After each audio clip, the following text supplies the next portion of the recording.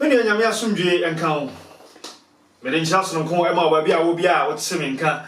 Mrizonya ko pwadrom ohwe sene yenso ye ho no Michael Saint media suni mini any Michael Kojo hine obetima from Michael Saint sene any bread kan ya wo hwe videos na and so ya subscribe to your YouTube channel no na fe wa press e notification bell no so enti video bia ba na wo sa ka bi wo hwe bia no so ya share na afofro so enhwe bi bra se obeyesa amame and then anyway, ba koni mi anu bu a wo se ye ka ho asem na ye hwese ne tie ne ne ekoso e wo ye man Ghana mu sanse Ghana e ye me no dia eso e ho asodie e ne ho dadene e da me no eso be ba se ene ye hwe bibi e fa Ghana mampanyin dada Jerry John Rawlings a wo wi e wo 12 of November no e ho afei owura Martin Amidu ya appointed no as special prosecutor ema man no wa resign e de entia ne atoso bia osesia ya nsa kankra bia in fact ani enyan se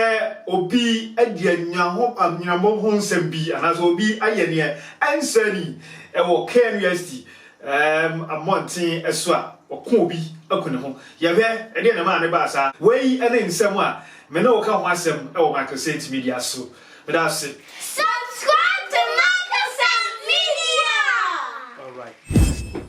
Nearly can't pass a share. Papa J. The Mampanyin dada Jerry John Rawlings. It is 12th of November, and then any share dying, and I said, what's one and I want said, you know, new one at sea, I won't send some brain. Be I can't.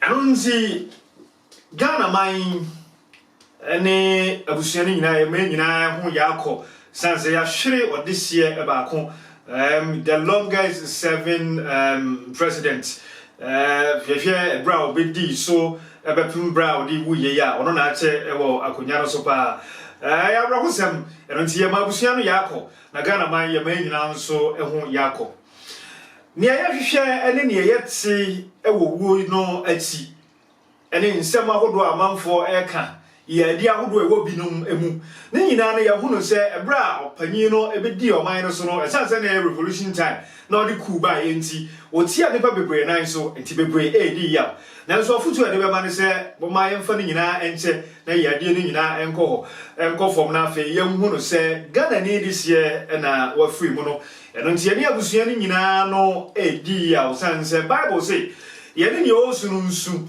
ye ne osre no ensre o na chinsensem bebre nanso yemfa ne nyina ente ne hunu se ebreso a ye nyina beboa ne yapene korabre na wakodadin atemu ne honne ma wo ho akire ndie ye nyama nyankopon sanso no nanim nipa akoma mu na afi ni nipa ye bia no ne nanim atemu a ewo ho eronti papa je ne Michael Saint media crew ni nyina eka ene se ye maudaye sanse nyankopon yesre se nyankopon emfa wokra ensie ye akopem dachi ya ye nyina no ye behia na fi nyankopon edi yatemu amaye ana se nyankopon apɛ babipa edi amaye nyina afei second one person ye hwɛ eyo wura Martin Amidu papa yi ya appointed as a special prosecutor eba oman no 23rd of February 2018 and 16th of November papa na resign na letter I will throw in 13 pages and sema hodo waka wo no de in fact anu eden papa no nsem no so nya to wase ya na kenkan a wo sei dwumade ne ade share nsa no ya nhye da ma no kwan ama na ndi sanse ya di dwumade no ma no rankasa ya appointment no dey he be 2 years ansa na o nya na appointment letter but Ghana my hodo ene akokodro no wo ya o person fight corruption inti wo say so odi ne dwuma afa dwumade na aka se mo hunu se wo ya nhwehwemu no ana pese otu ho ana mo a ya na mpanyimfo bi e wo soro ana mpanyimfo bi e wo aban mu no esi ne kwan eno nti akwaye se bio wa chichire obi obo boxing na kutuku na afa wo de nsa gu na chi na se wo ka tare ne se wo nya de na wutimi kontokwa ne yi sa na ne dwumade no te dwumade ahodo ana nka obefiri na koma mu no wadi ne yi no do ba bia se wa chichire ne nsa gu na chi na wo san so ana wo ye ko sondium na se wo nya wo dwuma yi eno nti papa no se de tintin ne de tietia nyina wa resign let us out throw 13 pages, you know. Melenke no YouTube video na say what kind of who say this here say wo go so na ba na letter ni na ho obetumi akan na wo hu say na here and some anwadi san say o say corruption e wo Ghana it's very difficult to fight it so nipa be bua wo am fight corruption no nya de ombua omo anso kwa na afi ase ye ma to me fight corruption for us ye wi ana afi asan so achetere wonsa so it's very difficult the three mu ohun say corruption idea because we Ghana chepa since obi anya ready so fight it we want to so fight corruption they will end up stopping you who is stopping who that is assembly so send here but rahul sam say e ka me no go dia e ka ya bi say Ghana e be corruption free country ni amaya hodo aka ni nyina he tried his best to him enya dia what me aye ho hwe san say it's very difficult someone I was a no Yadokwa na yetwe. Look at the timing so they resign or does it have any political influence and 21 days to election and Papa resign. And someone who are watching so can and yes, ma Canada Japan Zambia no come for Papa no names Bamose I do a prior appointed Papa 2018 February. Canada Japan say he might come back to hand Nipa appointed, you know. He would days the party in Yamaniamabi. Minimum 21 days to election. Does it vindicate Canada Japan some more kai? Papa na go bet my chen me to a baby and son or resign. And I say ko resign the dada. Why is it so close to election? Obi nim there, but yehwe na yehwe someone e koso na o my Ghana.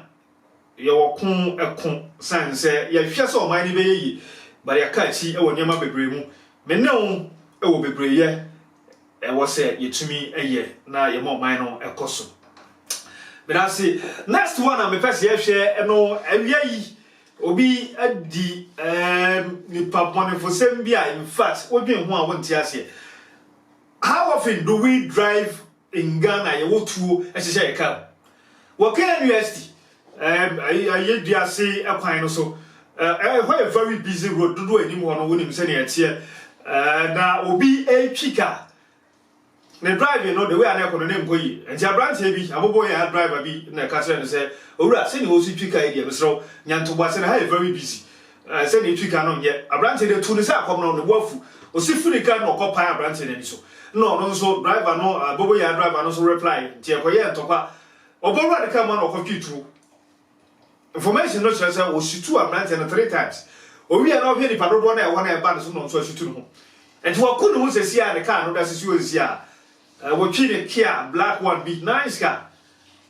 This is the main Ayediasi to KNUST campus church here in Kumasi, and where I stand presently is few meters away from the one of the KNUST exits. They call it the Agrek Gate.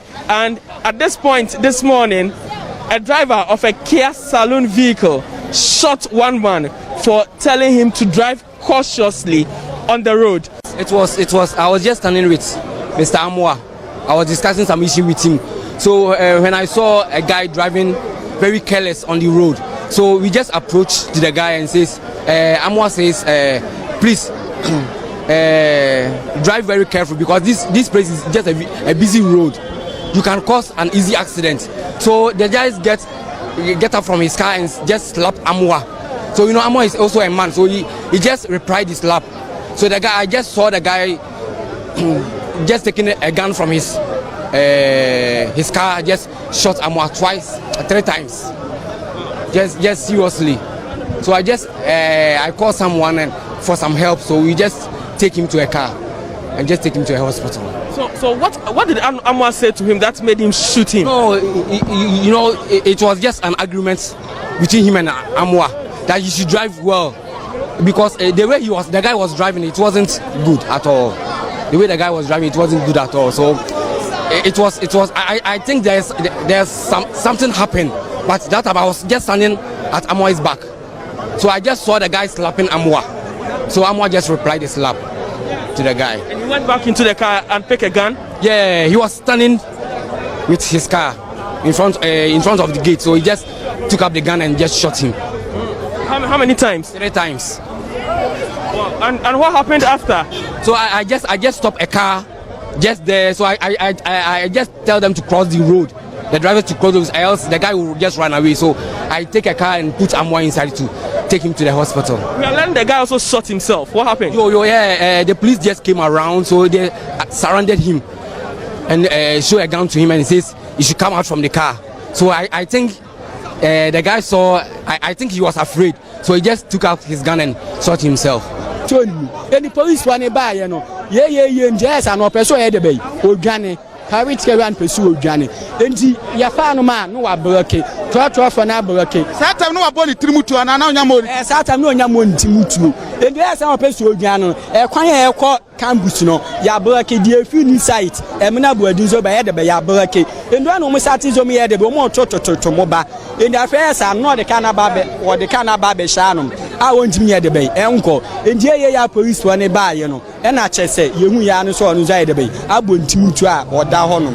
They amuse me who you know. Say, you know, you see, control your bufu. And for so bad, I was working, being working. And why I didn't plan life, no, I know. What's the profit? Yes, I do. Yes, I be. Sir, there's a news about quality. A class, yes, sister, be Babina, Obi, Mammy. Said Tokaben or the war, said you. What's my former Kokuma, and we know Swakunu. My first oven also. Yeah, not nipper to me, yet never be up in a while, what Tiasia. I was just saying, you reply, would not be any be young. When your fool be now, would tell and now, but could you still be? The album was a pianette. Why do you end your life so short like that? Anyway, Michael sent me there soon evening. Subscribe to your YouTube channel, now you're quite new. Na yanidia yebemu wani ati ndase ayaro ho sam de nanso yebenden Ghana ayemenodia yedaso adwen Ghana ho ye hwese ye bibia ebetumi akoso mede ye ne Michael kwajo hina obetima fa me Michael Saint medase so onya abre na ohwe me da fofo yebeto aso onya menka bye bye.